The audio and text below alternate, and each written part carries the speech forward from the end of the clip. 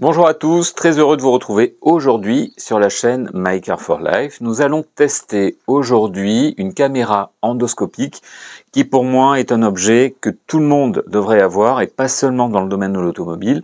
Nous allons l'appliquer aujourd'hui, nous allons faire différents essais de situation pour voir ce que ce type de caméra permet, mais surtout dans la mesure où la caméra est à l'extrémité d'une longue tige flexible, elle vous permet de pouvoir accéder à des endroits qui seraient complètement inaccessibles sans ce type d'appareil. Par exemple, vous voulez restaurer un véhicule, vous voulez avoir accès à des parties du châssis qui sont strictement invisibles dans d'autres situations qu'avec ce type de caméra, vous allez voir à quel point c'est utile. Ou alors, par exemple, vous voulez démonter un alternateur, un démarreur, c'est situé sous le moteur, derrière le moteur, quel que soit l'élément du moteur que vous voulez éventuellement visualiser ou changer, vous verrez justement quel est l'intérêt de ce type d'appareil. Et moi j'en ai un déjà depuis plusieurs années et je m'en suis servi déjà de très nombreuses fois et ça m'a sorti de situations parfois difficiles parce qu'on n'a absolument pas accès notamment à ce que l'on veut démonter. Alors il suffit simplement de visualiser une vis, on peut justement arriver à positionner une clé ou voir le type de clé dont vous avez besoin pour pouvoir arriver à dévisser une vis qui quelquefois est strictement inaccessible ou invisible. Également, vous voulez visualiser une cosse électrique sur un moteur, le boîtier à eau par exemple, le type de durites qui rentrent, qui sont connectés sur ce boîtier à eau, enfin une multitude d'utilisations possibles. Donc pour moi, c'est un appareil strictement indispensable. Allez, je vous montre tout de suite de quoi il s'agit et puis ensuite nous ferons quelques essais en situation réelle. Donc voici cette fameuse caméra endoscopique de la marque Vevor, marque que vous connaissez certainement, que l'on trouve sur Amazon en particulier, mais également sur d'autres sites. Alors c'est une marque qui fabrique de très nombreux produits dans le domaine de l'outillage notamment, mais de l'outillage pas forcément automobile. Mais moi, cette marque, elle m'avait intéressé notamment pour des bains à ultrasons. Des bains à ultrasons qui permettent en particulier de nettoyer des pièces automobiles, parce que là, dans le cas présent, c'est ce qui m'intéresse. Et notamment ici, ils m'ont contacté pour que je teste justement cette caméra endoscopique. Donc on va voir un petit peu de quoi il s'agit. Alors dans le carton, on a bien évidemment la caméra en elle-même. Donc vous voyez, c'est une caméra avec un grand écran.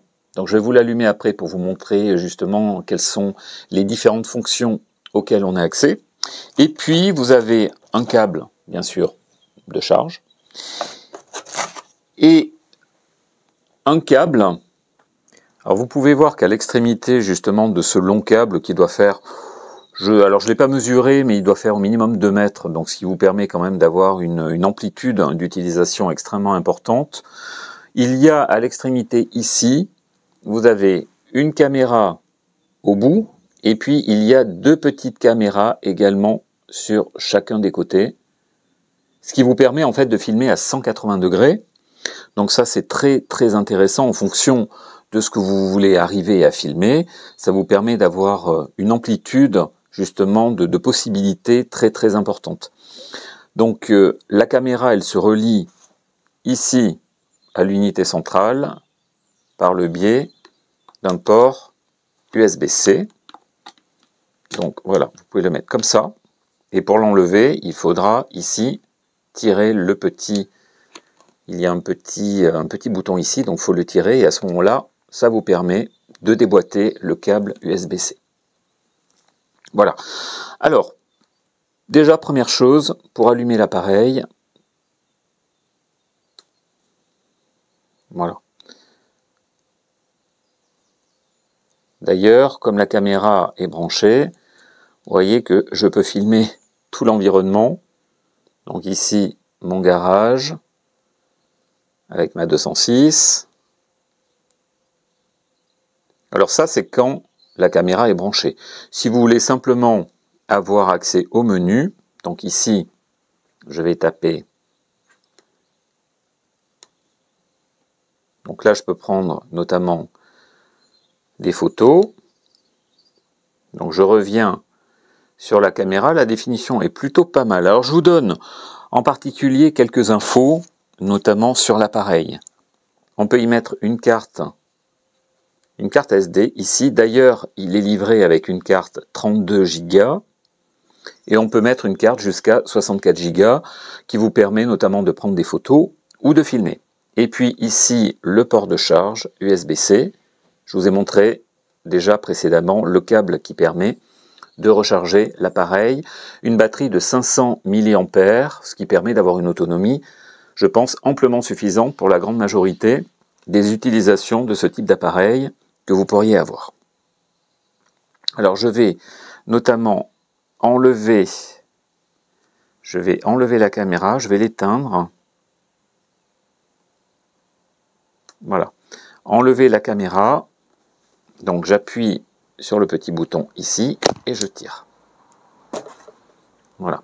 Alors maintenant, il n'y a pas la caméra, je vous le rallume.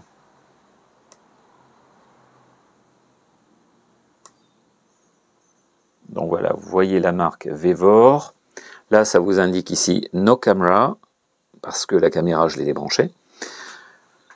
Donc on peut accéder ici au menu. Alors vous voyez sur le menu, il y a en particulier, vous pouvez régler la date, l'heure. Vous pouvez également mettre un économiseur d'écran, ce qui fait que vous pouvez programmer la coupure automatique, notamment de l'écran au bout de X minutes. Là, vous pouvez régler également la coupure de l'appareil automatique si vous oubliez de l'éteindre ou si vous le laissez allumer pendant trop longtemps pour préserver la batterie. Vous pouvez également mettre le format ici de la carte SD qui vous permet bien sûr de sauvegarder les données que vous aurez enregistrées avec la caméra. Et puis surtout, là ici vous avez le langage, donc on va mettre Language Setting et puis je vais changer, je vais mettre ici en français. Voilà, je pense que vous le voyez ici à l'écran. Donc je sélectionne français. Donc langue, date, heure, étiquette de date. Comme vous avez possibilité de régler l'heure et puis la date, ça vous permettra d'avoir justement enregistré les photos avec la date, l'heure, ainsi que les vidéos. Vous pouvez également régler la clarté de l'écran LCD, donc la luminosité de l'écran LCD. Donc là, je vais descendre sur ce menu, voilà, là je rentre dedans, et là vous pouvez également sélectionner le temps, LCD Brightness, là je mets donc 5 minutes, arrêt automatique, je l'ai réglé ici sur 30 minutes, voilà, l'essentiel pour ce menu, voilà, avec les différents boutons qui sont ici, vous pouvez justement arriver à accéder aux différentes fonctions de l'appareil. Donc là, pour l'instant, j'ai une carte de 32 Go dedans qui était fournie avec l'appareil. Un autre point positif de cet appareil, c'est qu'il est équipé ici d'une poignée que l'on peut avoir, on peut tenir fermement avec la main, ce qui permet d'avoir de la stabilité avec l'appareil. Ça, je trouve ça vraiment bien. Celui que j'avais n'avait pas justement une poignée équipée d'une partie caoutchoutée, ce qui vous permet de pouvoir tenir l'appareil très fermement. Et en fonction des situations dans lesquelles vous êtes, ça peut être, ma foi, fort utile.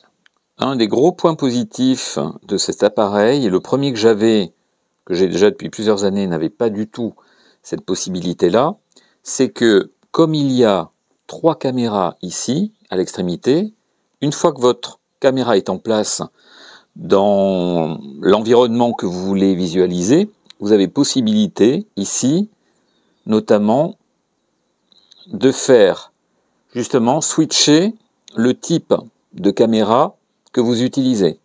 Donc là, je vous montre un exemple. Là, je filme un petit peu n'importe quoi dans mon garage. Alors notamment, je peux, hop, j'appuie une fois sur le bouton qui est ici. Là, je vais switcher de caméra. Je bouge absolument pas ma caméra. Et vous voyez que, hop, voilà, ça va me filmer un autre angle. Voilà, là, à nouveau, un autre angle, parce que ça utilise une des 3 caméras qui est à l'extrémité du câble. Allez, hop. Je switch à nouveau, et là, à nouveau un autre angle. Donc, vous n'avez pas besoin de bouger votre caméra. Une fois que vous êtes à un endroit avec la caméra positionnée, simplement, vous pouvez switcher.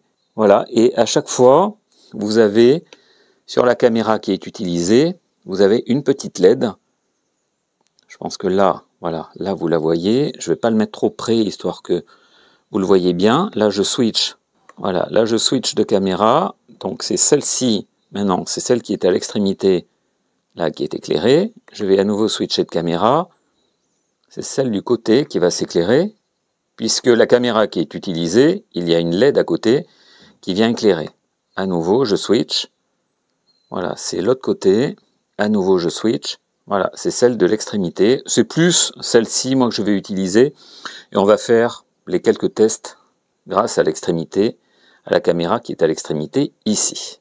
Allez, c'est parti pour les différents tests. Alors, vous avez possibilité, bien évidemment, de prendre des photos, de filmer également. Ça vous permet de revenir après, grâce à la carte SD, sur les différents éléments qui vous ont permis justement d'explorer ce que vous avez voulu explorer sur éventuellement sur votre automobile. Voilà, allez, maintenant on teste en situation réelle pour vous montrer exactement quelles sont les possibilités de cet appareil. Alors, un des premiers exemples que je peux vous montrer aujourd'hui, justement, de l'intérêt de ce type de caméra endoscopique, par exemple, vous avez un véhicule. Ici, ma 205 Roland-Garros Cabriolet, je veux explorer éventuellement des parties que je ne pourrais pas explorer sans ce type d'appareil, par exemple le châssis. Le châssis, ici, il y a une grille sur le côté de l'aile qui vous permet d'accéder à l'intérieur de l'aile. Si vous voulez voir éventuellement s'il y a des traces de corrosion, vous pouvez justement insérer ce type de caméra endoscopique et ça vous donnera une idée de ce qu'il y a justement à l'intérieur de votre aile, s'il y a de la corrosion naissante ou de la corrosion avancée. Je ne pense pas que ce soit le cas sur mon véhicule, mais en tout cas, vous pouvez accéder à n'importe quelle partie du châssis par tous les trous qu'il peut y avoir sur le châssis, à l'intérieur ou sous le véhicule, qui sont généralement bouchés par des petits bouchons en plastique. En insérant ce type de caméra, vous pouvez arriver à visualiser toutes les parties du châssis que vous voulez au moment de l'achat d'un véhicule ou avant une restauration, mais ça peut être en particulier fort utile. Donc là, j'enlève cette grille et on va pouvoir ainsi aller visualiser à l'intérieur ce que l'on peut trouver. Et puis on fera également un test. Je vous montrerai à l'intérieur d'un compartiment moteur, mais toutes les parties auxquelles on peut avoir accès. Alors vous vous doutez, ça peut être la recherche d'une vis en particulier, ou comment est branché un élément, un alternateur, qui permettent de brancher l'appareil en question. Alors avec le bouton que je vous avais montré ici, le bouton qui a le petit soleil, donc c'est le bouton de luminosité, ça vous permet de régler, soit il n'y a pas de lumière à l'extrémité, soit vous mettez une première intensité, deuxième intensité, troisième intensité. Voilà, et là j'éteins. Alors, ce que l'on peut voir ici, là je vous montre, alors je vais détacher le câble avec la caméra pour pouvoir avoir une amplitude de travail plus importante.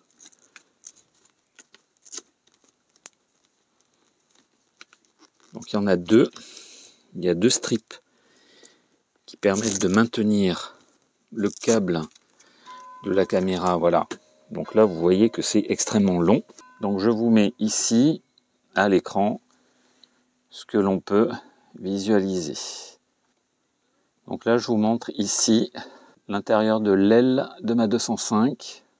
Voilà, donc ça vous permet vraiment de visualiser tout l'intérieur du véhicule. Vous voyez les différentes tôles qui sont soudées les unes aux autres. Vous voyez que la définition est plutôt bonne. On va descendre un petit peu plus au fond. Alors, le tout, c'est que je ne perde pas de vue ce que je veux visualiser. Voilà, là vous avez le fond du châssis. Ça permet en fait de faire une inspection qui peut être très très poussée. Alors c'est pas facile de tenir la caméra, de filmer en même temps et de faire bouger la caméra. J'espère que vous voyez bien ici à l'écran.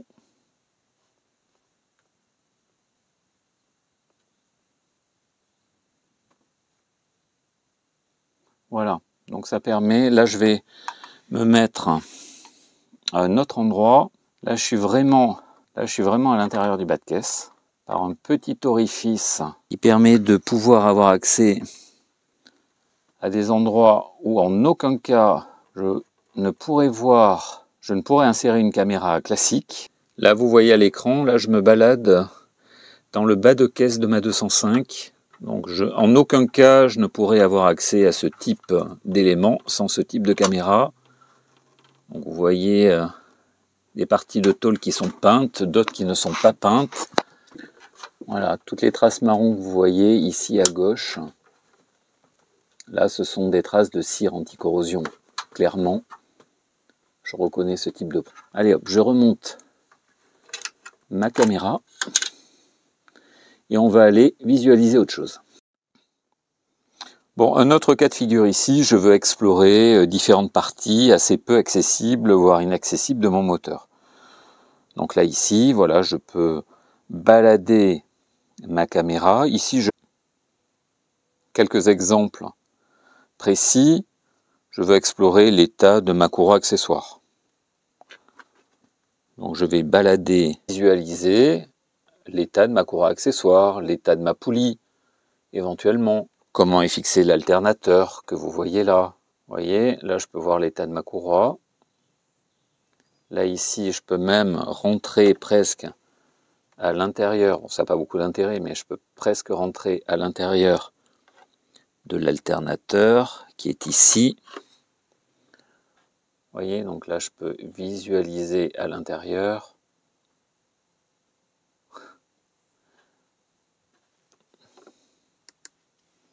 C'est éteinte. La définition est plutôt très bonne. Donc ça c'est un point très positif.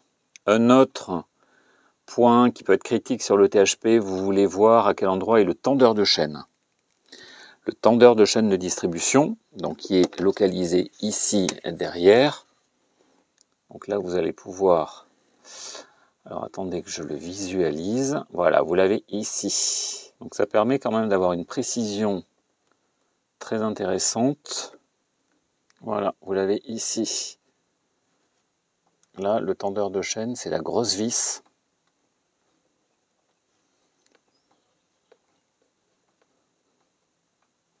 Voilà, c'est la grosse vis qui est ici avec le trou au milieu. Là, vous voyez, la grosse vis avec le trou au milieu. Voilà. Voilà, vous l'avez ici. C'est une vis de 27. Ça, c'est le tendeur de chaîne de distribution. Facile à repérer justement avec son trou au milieu. Les derniers modèles de tendeurs n'ont plus le trou au milieu. Moi, c'est le tendeur d'origine, ici. Voilà, vous l'avez là en gros plan. Alors, ça vous permet également de voir éventuellement qu'il n'y a pas de fuite au niveau du joint. Voilà, là, vous le voyez très très bien. Voilà. Donc ça, c'est vraiment intéressant. Vous pouvez accéder également à d'autres éléments. Enfin, partout où vous pouvez insérer la caméra. Mais ça vous permet de visualiser toutes les parties de votre moteur. On aurait même pu enlever une bougie et explorer l'intérieur d'un cylindre. Ça aurait pu être fait aussi. Cette vidéo est maintenant terminée. J'espère que vous avez été convaincus de l'utilisation et surtout des différentes possibilités de ce type de caméra endoscopique. Personnellement, je trouve ça vraiment très très utile. Aujourd'hui, nous l'avons testé dans le domaine de l'automobile, mais finalement, son utilisation peut être complètement autre que le domaine de l'automobile. Voilà. En tout cas, pour tout ce qui est inaccessible, lorsque vous avez besoin de visualiser des endroits très spécifiques qui ne sont pas possibles avec une caméra simple, là, avec une caméra qui est toute petite à l'extrémité, un écran qui est quand même suffisamment large dans la définition est plutôt très bonne, ainsi que la qualité également et la définition de la caméra, ça me semble être un investissement vraiment à long terme très intéressant. Si vous avez aimé la vidéo, pensez à mettre un petit pouce bleu, pensez également à vous abonner, très utile pour la pérennité de la chaîne, et moi je vous dis à très bientôt pour une nouvelle vidéo. Ciao!